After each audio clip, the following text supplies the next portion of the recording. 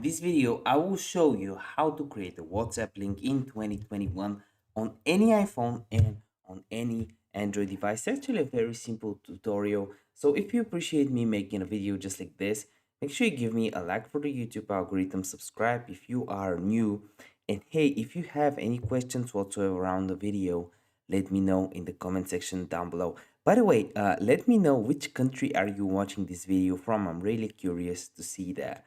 Um, so yeah, you can comment down below that. So to actually create a WhatsApp link, you want to go to this site. It's free, create.wa.link. You can see it at the top, and all you gotta do is just click on create a WhatsApp link.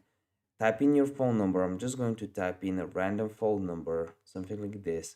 It can have a custom message like, hey, message me, and then you click on preview. I think the number is wrong.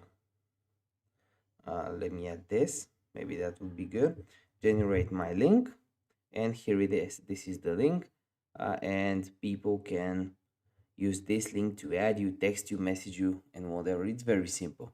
If this video helped you out, give me a like. If you have any issues, you can let me know in the comment section down below, and I'll try to help you out. See you in one of the next videos.